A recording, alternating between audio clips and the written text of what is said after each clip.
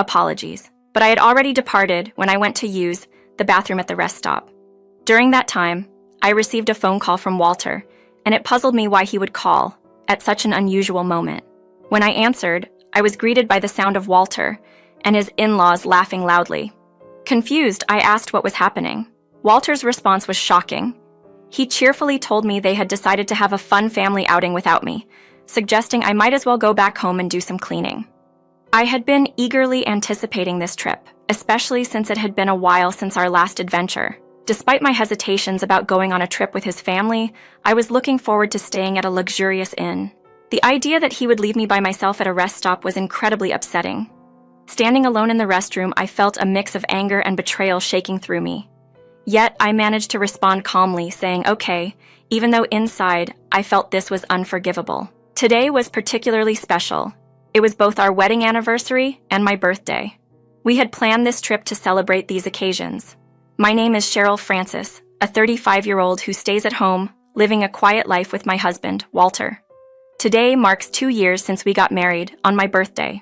Walter has always been a romantic at heart, making a big deal out of anniversaries and birthdays, a tradition stemming from his childhood where his birthdays were celebrated with extravagant dinners, trips overseas, or even cruises. It seems those grand celebrations left a lasting impression on him, driving him to mark special occasions with similar enthusiasm. Walter comes from a wealthy family. His father is the CEO of Crown Securities, and his mother enjoys the luxuries that come with their status. Walter, being the future head of the company, sometimes appears a bit spoiled. However, I chose to marry him because I felt cherished by him. We met through a matchmaking service, a place where men of Walter's financial standing were highly sought after. I almost didn't approach him, fearing rejection, but it turned out I was exactly his type. Our connection wasn't based on financial interests. Marrying for love was a dream come true for me. Starting our married life, we moved into a modest 3-bedroom apartment in the city.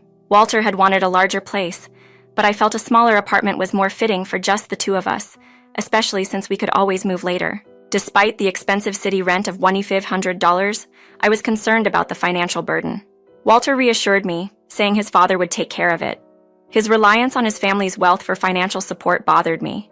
But when his salary unexpectedly increased by $700, I was thankful for the relief it brought. Walter's casual mention of having dinner with his parents as if it were an ordinary family gathering caught me off guard. I hadn't expected our life together to involve him maintaining such a causal relationship with his family, almost as if our marriage hadn't changed his routines. This unexpected turn of events, being left at a rest stop on such a significant day, made me realize the complexities and challenges of blending our lives together, especially with the shadow of his family's wealth and traditions looming over us. As he prepared to leave, he mentioned casually that he was heading out for dinner since it was Friday. This was news to me. Walter usually informed me about his plans, especially when they involved dining with his in-laws. As his spouse, I expected to be included, not out of desire for a free meal, but to foster a good relationship with his family. This unexpected plan left me puzzled and worried about the dynamics of our marriage, marking a turning point where I began to sense something was amiss. Following that dinner, Walter's visits to his parents' house became more frequent, citing reasons like a cousin's birthday or his mother needing him. Being new to mariage, I initially accepted these explanations as normal. However, my perspective shifted after a conversation with a friend who had been married longer. She was shocked to hear how often Walter went home without me, questioning if this was typical behavior. Her surprise made me realize that my acceptance of Walter's actions might not be as normal as I thought, leaving me feeling embarrassed and questioning. My friend suggested that Walter's behavior was immature, especially for someone his age and in his position. This reflection hit home, making me regret not seeing this side of him before we got married. Returning home from dinner with these thoughts heavy on my mind, I was greeted by my mother-in-law in our living room, with Walter nowhere in sight. She mentioned that their dinner plans were canceled and seemed surprised I wasn't aware, pointing out a message from Walter I had missed due to my commute. Her next comments were a sharp jab at my upbringing, attributing my supposed oversight to being raised in a single-parent household. This criticism deeply hurt, as my mother had worked tirelessly to provide for me after my father's passing. I defended my situation, pointing out that my upbringing had nothing to do with missing a message. Yet, she brushed aside my response and criticized the size of our home, suggesting it was too small. In that moment, The differences in our backgrounds and values became starkly apparent, adding another layer of complexity to my marriage with Walter and our interactions with his family. Feeling sympathy for Walter due to our cramped living situation became a recurrent theme, especially when my interactions with my in-laws, who often came across as patronizing due to their affluent background, continued to strain me. Their visits, which increased in frequency and were always unannounced, usually ended with critiques about the state of our home or its size. On several occasions, they even suggested, with a hint of sarcasm, that we should consider moving into their larger home. I was adamantly against this idea and rejected their offers each time. These conversations were always in Walter's absence, leaving him unaware of their demeaning comments. When I brought it up with him, his indifference and suggestion that living with his parents might not be such a bad idea left me feeling isolated in my frustrations. As our first wedding anniversary approached, coinciding with my birthday, Walter, slightly inebriated from an evening out, enthusiastically proposed celebrating in a grand manner, surpassing the previous year's celebration. He mentioned a family trip involving not just us, but his extended family to a luxury resort in Desert Hot Springs. The concept of a family trip for what was supposed to be a personal celebration of us puzzled me. Despite my reservations and the oddity of including his family in our personal celebrations, Walter's excitement and the mention of Desert Hot Springs did spark some curiosity. Though initially skeptical about spending our special occasions surrounded by his family, Walter's perspective that it was a rare opportunity for a vacation made me reconsider. Gradually, the idea began to appeal to me, and I found myself looking forward to the trip, determined not to let any potential negative comments from my in-laws dampen my spirits. Finally, the day of departure arrived. We met up with his family, who were already gathered and ready to leave. Upon our arrival, my mother-in-law quickly made a remark about our timing, hinting at the importance of the day. Despite her usual tendency to make snide comments, there was a recognition of the day's significance. It seemed that despite the challenges and the unconventional setup of celebrating with his entire family, there was an underlying acknowledgement of the day's personal importance to us. This acknowledgement made me feel a bit more at ease, ready to embrace the trip and the celebrations, hoping to find joy in the unique way we were marking our anniversary and my birthday. Realizing I was supposed to be the focal point of the day softened the sting of my mother-in-law's sharp comments. "I apologize, we were held up by traffic," I offered, knowing full well that such excuses wouldn't cut it with them. The urgency to depart was palpable, with reminders of our booking at the luxury resort adding pressure. Despite their complaints about our delay, I could tolerate it. After all, their critical remarks had been a constant backdrop throughout the year. Walter's cousin, who was noticeably younger and had a rather unsettling gaze, made me question if this trait of being judgmental ran in the family. His demeaning comment about me not meeting his expectations was something I chose to ignore, deciding that showing grace was the better response. The anticipation for the resort, mentioned to be costing $1,100 per person, added a layer of shock and curiosity to my thoughts.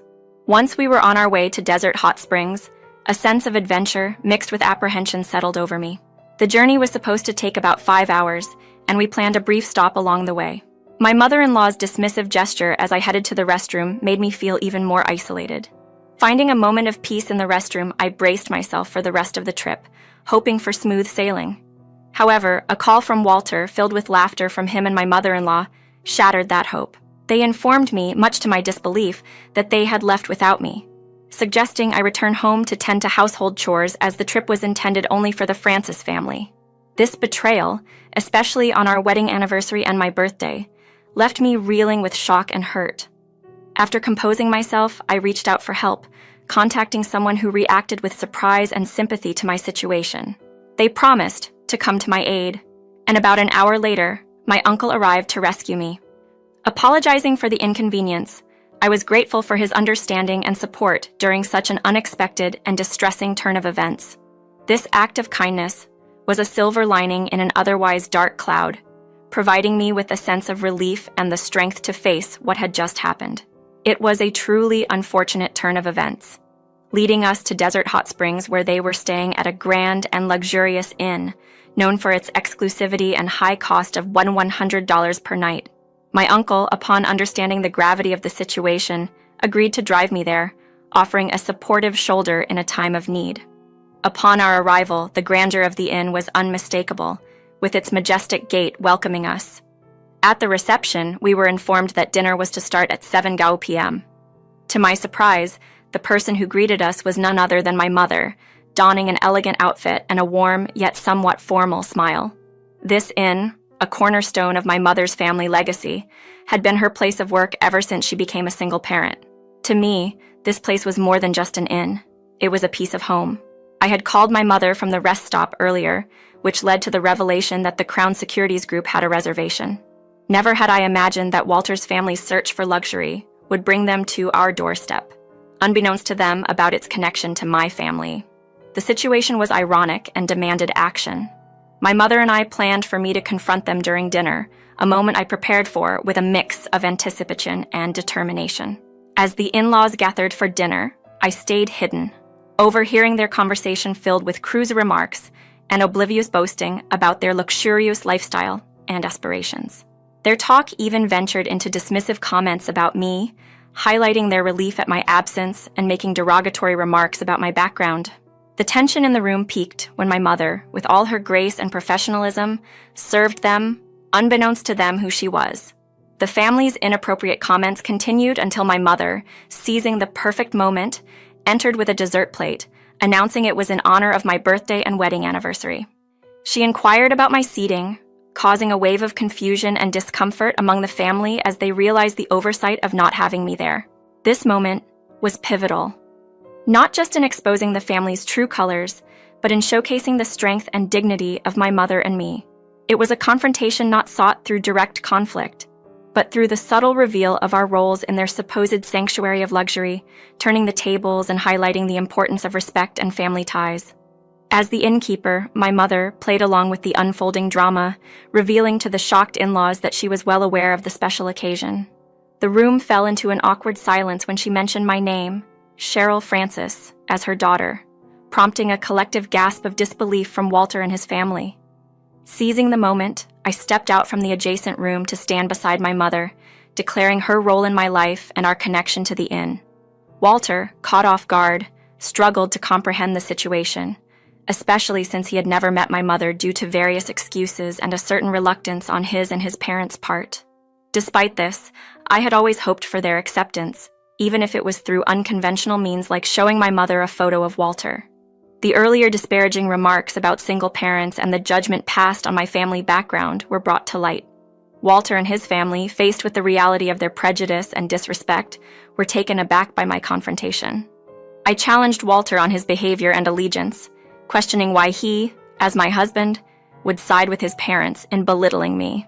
My outburst highlighted the deep-seated issues within our relationship, emphasizing my willingness to distance myself from the Francis family if their mistreatment persisted. The in-laws' response, hinting at a bleak future for me without their support, was met with my unwavering resolve. In this moment of truth, with my mother by my side, I stood firm, challenging the misconceptions and disrespect that had been directed at us.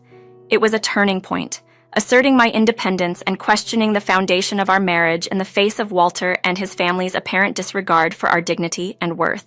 In a moment of clarity and defiance, I revealed to Walter and his family that I was expecting a child. This news, which I had discovered just last week and had only shared with my mother, took everyone by surprise. Walter's ignorance of the situation and his family's sudden shift in demeanor upon hearing the news highlighted their opportunistic nature. They tried to amend the situation, suggesting that my pregnancy somehow changed the dynamics of our relationship. However, their abrupt change of attitude only solidified my resolve. Fed up with their inconsistency and lack of genuine care, I declared my intention to end the marriage through legal means. I expressed my determination to live a fulfilling life with my child and my mother, away from the negativity and fickleness of Walter and his family. My departure from the room, marked by the echoing slam of the door, symbolized the end of my tolerance for their behavior. Despite their attempts to reconcile, including inundating me with calls and a letter from Walter expressing regret and a plea for reconciliation, I remained steadfast in my decision. The thought of Walter placing his parents' wishes above our child's well-being, as he had done with me, was unacceptable. I was resolute in my decision not to subject my child to such an environment. With a future now unfettered by the constraints of a disingenuous relationship, I turned my focus to the well-being of my unborn child and the prospects of joining my mother in running the inn. The prospect of becoming the next innkeeper, though daunting, filled me with a sense of purpose. I planned to immerse myself in the business once my child was old enough for daycare, determined to provide a stable and loving home, far removed from the pretense and manipulation of the past. This path I chose was not just for me, but for the future of my child.